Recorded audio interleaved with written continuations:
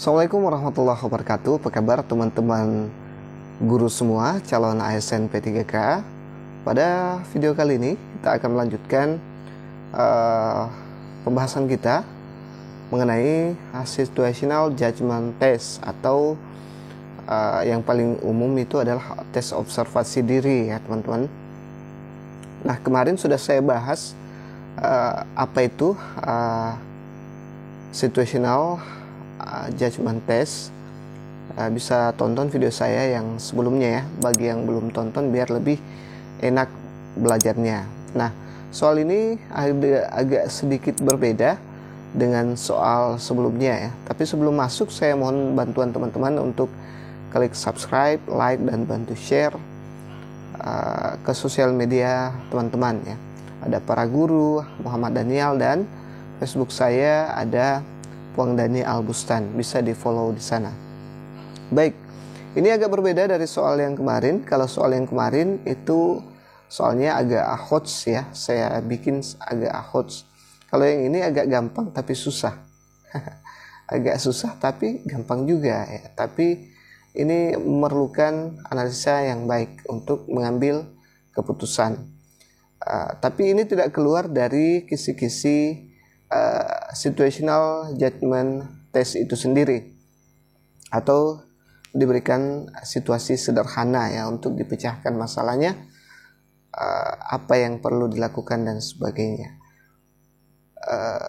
Ya, tidak keluar dari kompetensi teknis, kinerja, dan latar belakang, yang mana latar belakang itu terkait dengan bullying, kekerasan, nafsa, dan sebagainya. Saya kira teman-teman kalau sudah tonton video sebelumnya pasti tahu itu. Jadi soalnya ada guru yang berhalangan hadir. Anda adalah guru yang mengampu mata pelajaran yang sama. Tindakan Anda: A. Saya berinisiatif untuk menggantikannya. B. Saya memberikan tugas pada siswa-siswa yang diampu. C. Saya memberikan kebebasan pada para siswa. Dan D. Saya menyampaikan tugas yang diberikan guru tersebut. Nah, kira-kira yang mana? Agak mudah ya, kelihatan agak mudah ya teman-teman. Tapi ini menjebak loh. Jadi harus hati-hati. Nah, kalau saya, teman-teman bisa juga kunci dulu jawabannya, bisa latihan-latihan sendiri dulu, kunci, baru lanjutkan videonya ya. Oke, jadi jawaban yang paling tepat atau memiliki poin tertinggi adalah opsi A. Karena seperti yang kita sepakati bersama, yang kita ketahui bersama, bahwa observasi itu tidak ada jawaban benar dan salah, cuman ada nilai tertinggi dan terendah. Dia mirip dengan sosiokultural dan mirip juga dengan wawancara. Jadi usahakan dapat nilai yang tertinggi, jangan malah yang terendah atau hanya monoton di tengah-tengah. Itu akan susah bersaing karena perankingan ya teman-teman. Sistemnya ranking, tidak ada PG tapi ranking ya. Jangan sampai hanya 7 formasi Anda ranking 8. Oke, jangan ya. Baik, yang opsi B, saya memberikan tugas pada siswa-siswa yang diampu. Nah, ini bagus juga, tapi agak kurang nyambung ya. Karena yang dibutuhkan di sini adalah inisiatif Anda melihat situasi yang ada di sekitar Anda, di tempat kerja Anda. Ini kan gurunya tidak datang. Yang paling tepat itu adalah berinisiatif untuk menggantikannya. Kalau ini teman-teman ini dulu, opsi A dulu baru ke B. Setelah kita punya inisiatif baru kita kasih tugas ya, seperti itu.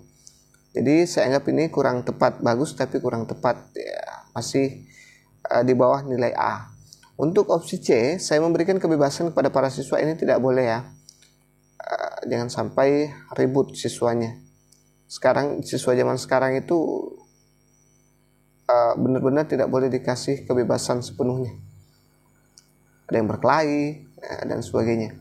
D. Saya menyampaikan tugas yang diberikan guru tersebut jika ada. Nah, ini juga berawal dari inisiatif dulu, baru sampai ke sini teman-teman.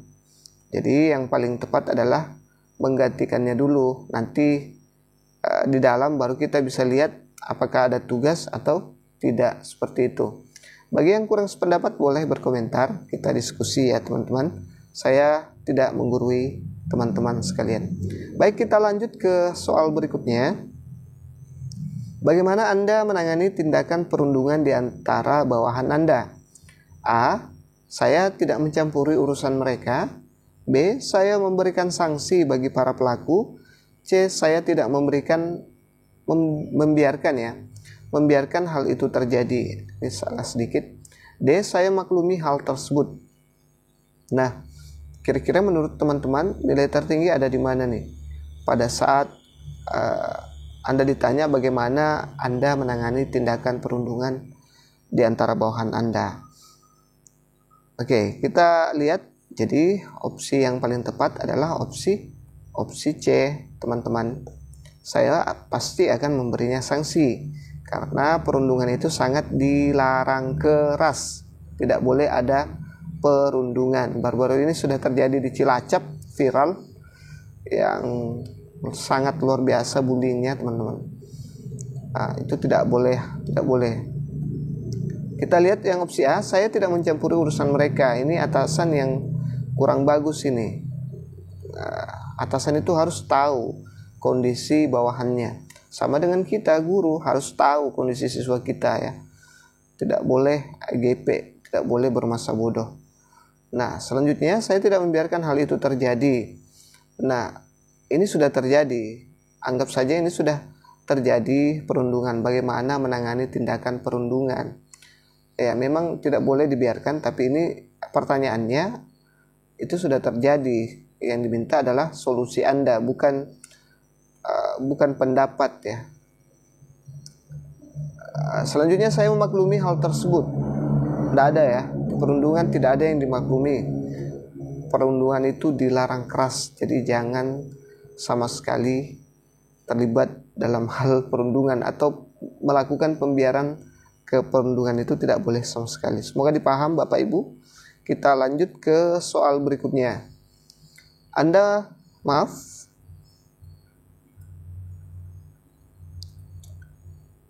memiliki karyawan-karyawan yang berbeda latar belakang agama dan budaya. A. Saya menghormati keberagaman. B. Saya mendahulukan karyawan yang sama latar belakang. C. Saya tidak peduli dengan perbedaan tersebut. D. Itu menjadi hal yang baik untuk bisa bertukar pikiran. Nah, tidak menutup kemungkinan di sekolah kita juga ada perbedaan latar belakang agama dan budaya. Baik, kita lihat jawaban yang tepat. Jadi jawaban terbaik menurut saya adalah opsi D ya teman-teman. Itu menjadi hal baik untuk bisa bertukar pikiran. Ini menurut saya jawaban yang paling tinggi poinnya. Kalau opsi A itu sudah bagus menurut saya, sudah sangat bagus. Dia bisa menghormati keberagaman. Tapi ini lebih bagus lagi, lebih ke arah positif lagi. Dia punya nilai plus. Ya, bukan hanya menghormati, tapi ada hal positif yang bisa diambil di sana, seperti itu. Yang opsi B, saya mendahulukan karyawan yang sama latar belakang.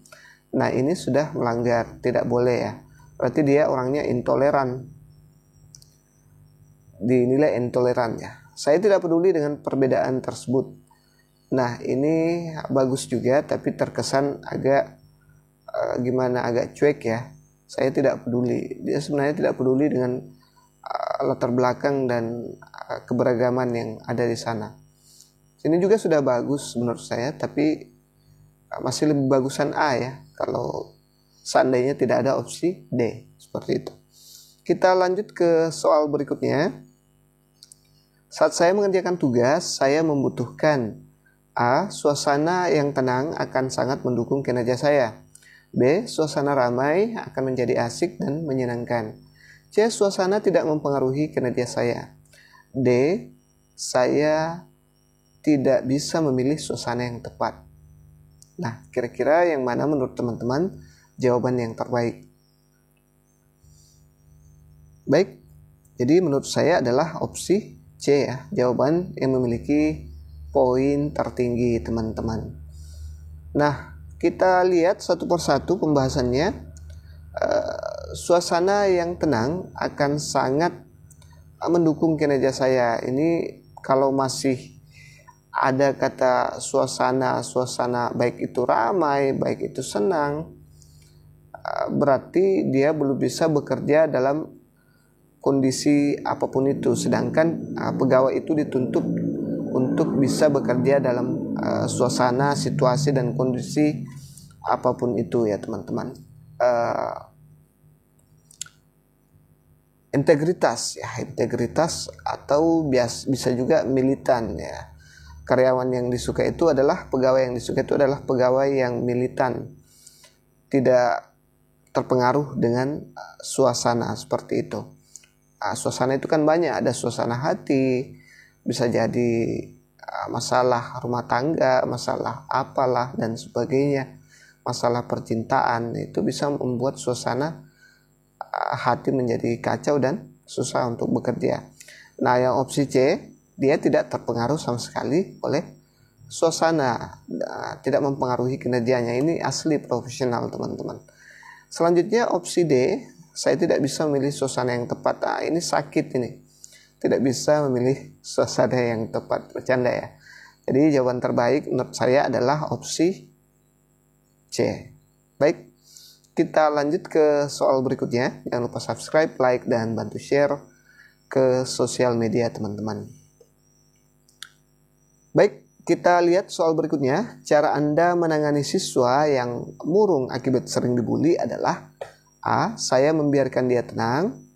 B. Saya menghubungi wali kelasnya. C. Saya melaporkan pelaku pada guru BP agar mereka dihukum. D. Saya melakukan pendekatan personal agar ia tidak merasa buruk. Kira-kira yang mana jawaban yang memiliki nilai tertinggi? Kita lihat jawaban saya. Nah, jawaban saya ada di opsi D ya teman-teman. Nah, baik, kita kupas satu persatu. Saya membiarkan dia tenang.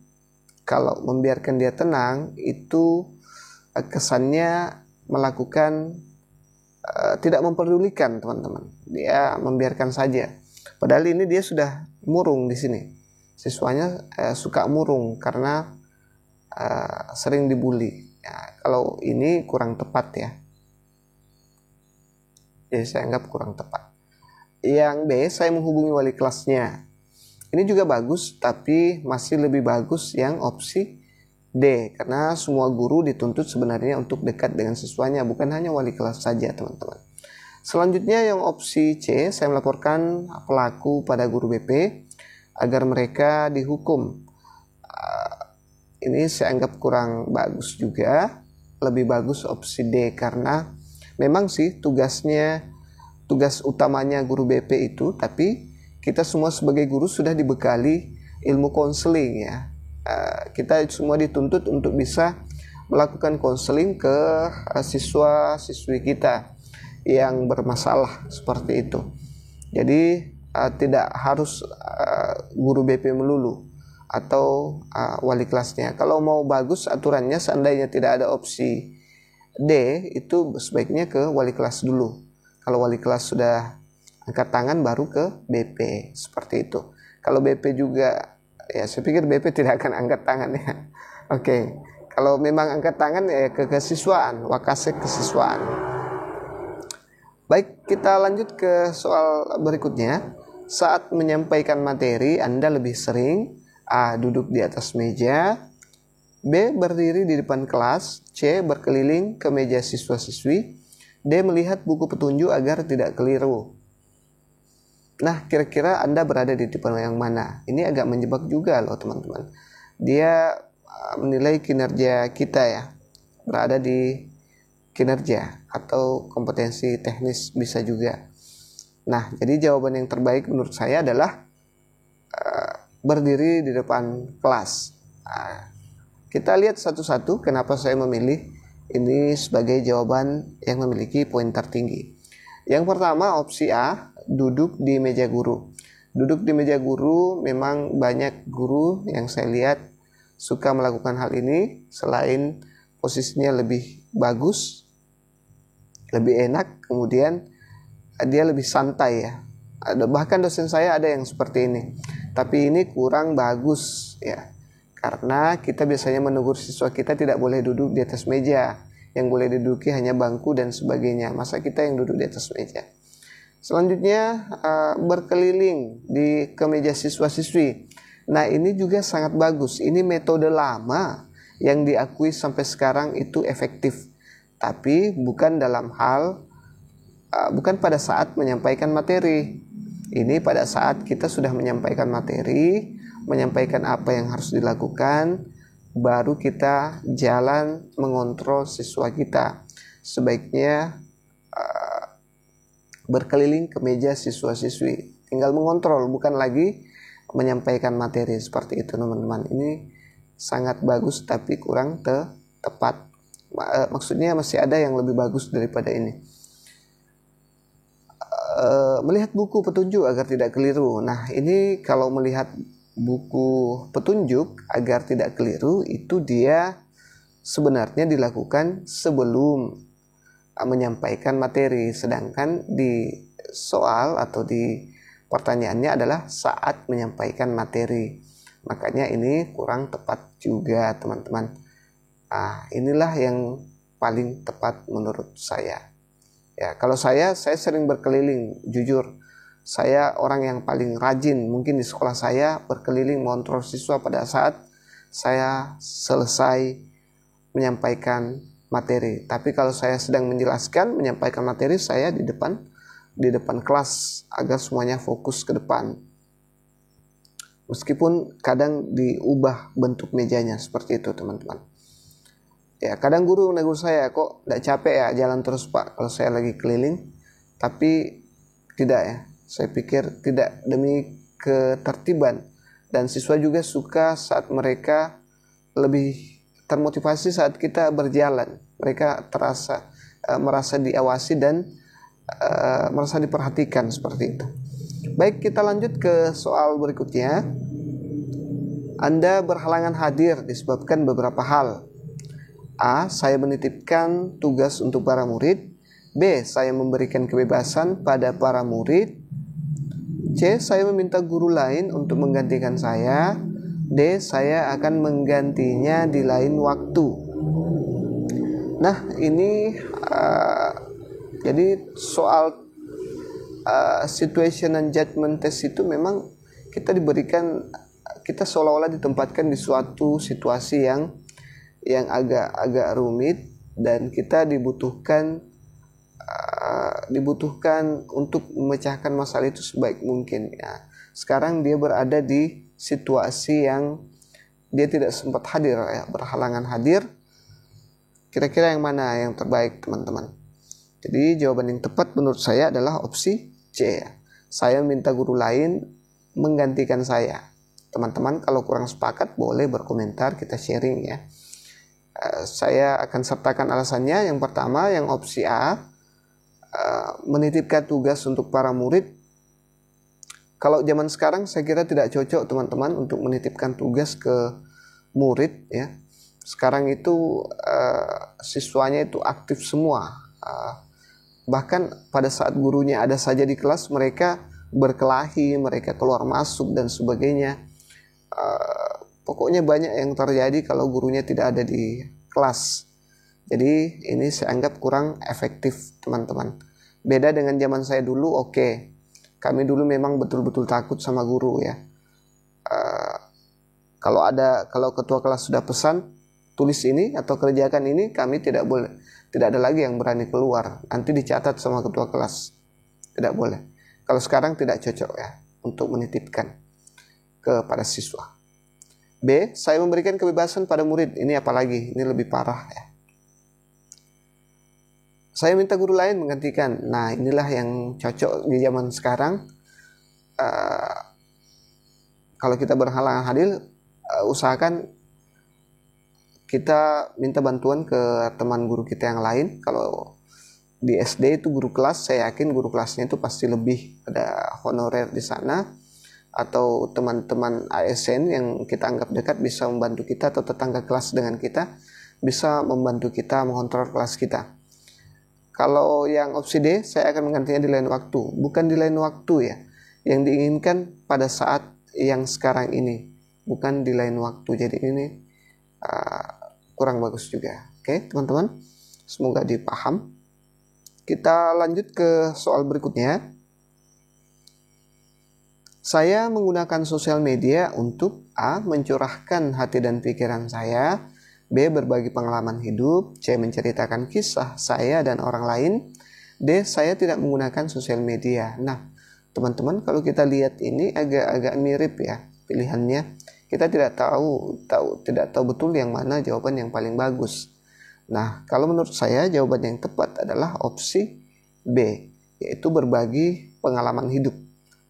Kalau opsi A itu bagus, tapi kalau kita terlalu banyak mencurahkan hati dan pikiran, itu bisa jadi biasanya banyak yang tidak sependapat dengan kita. Kemudian kalau terlalu banyak curhat dianggap lebay.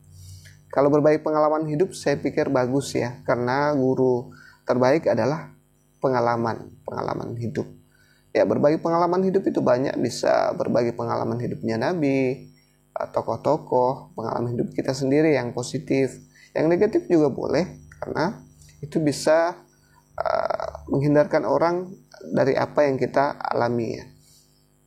Menceritakan kisah saya dan orang lain, menceritakan kisah dan orang lain ini lebih gimana ya, agak kurang keren sih. Bukan persoalan keren dan keren ya, menceritakan kisah saya dan orang lain. Kalau hanya sekedar berbagi kisah kita hanya sebatas segitu-gitu saja kan teman-teman. Kalau beda kalau pengalaman, orang bisa belajar.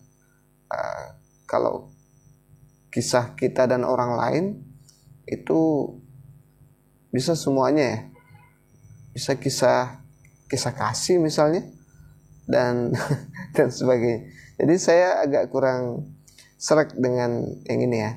Yang D, saya tidak menggunakan sosial media. Nah ini saya pikir tidak ada lagi guru yang tidak menggunakan sosial media ya teman-teman. Bahkan sekarang ibu-ibu mama aja sekarang sudah mau semua jadi konten kreator, saya lihat di Facebook. Mungkin ada teman kita salah satunya di sini yang membagikan kesehariannya, kisah-kisahnya, ada yang nyapu, ada yang masak telur untuk suaminya, ada yang bengkel dan sebagainya. Itu kisah ya. Nah, seperti itulah kalau kisah. Kalau pengalaman hidup itu lebih punya makna dibanding kisah, menceritakan kisah-kisah kita dan orang lain, seperti itu.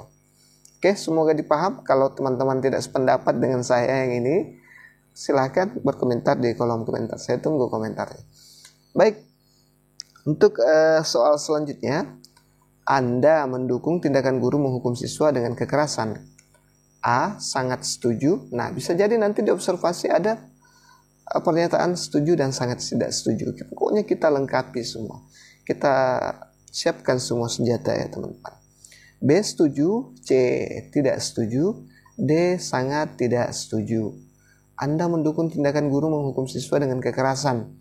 Sekarang sejak 2013 sampai kurikulum Merdeka sekarang, ini sangat keras, sangat dilarang menghukum siswa dengan kekerasan. Maka jawaban yang terbaik adalah sangat tidak setuju.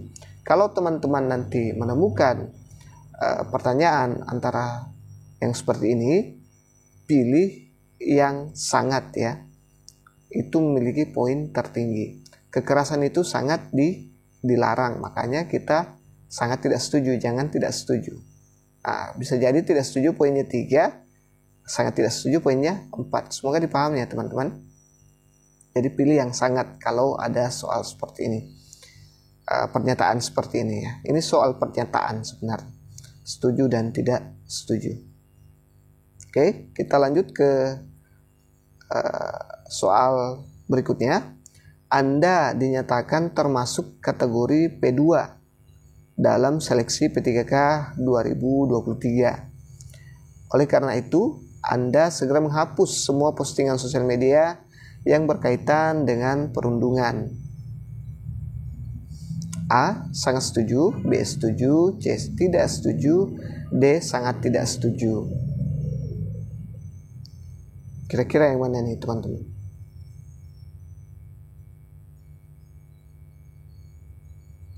Oke, jadi jawaban yang tepat adalah opsi D. Sangat tidak setuju. Kenapa sangat tidak setuju? Jangan dihapus ya. Jangan dihapus ya. Postingannya harusnya tidak usah dihapus. Yang terkait dengan perundungan, karena saya yakin teman-teman guru itu tidak ada yang sepakat terjadi perundungan, karena mereka tahu betul seperti apa itu bullying atau perundungan yang terjadi di sekolah ya. Jadi tidak harusnya seorang P2 itu, seorang guru itu wajib mengkampanyekan ya, wajib mengkampanyekan ke sosial medianya, ke siswanya tentang dampak buruk dari perundungan itu atau akibat dari perundungan itu sendiri. Jadi intinya di sini di soal ini adalah bagaimana guru itu bisa terus mengkampanyekan bullying ya. Tidak boleh, dilarang bullying dan perundungan dan seperti itu. Jangan disuruh menghapus. Makanya kita memilih option sangat tidak setuju. Oke, itu saja dulu yang sempat saya share pada kesempatan kali ini teman-teman. Kalau ada yang kurang berkenan, yang kurang setuju, boleh berkomentar, kita diskusi. Teman-teman juga bisa baca komentar teman-teman di situ. Tinggal mereka memilih kira-kira opsi mana yang memang benar-benar memiliki poin tertinggi, seperti itu. Terima kasih sudah menonton. Terima kasih sudah subscribe, like, share, dan sebagainya. Saya doakan yang nonton di sini, yang belajar di sini semua lulus tahun ini. Amin, amin ya robbal alamin. Sekian, assalamualaikum warahmatullahi wabarakatuh.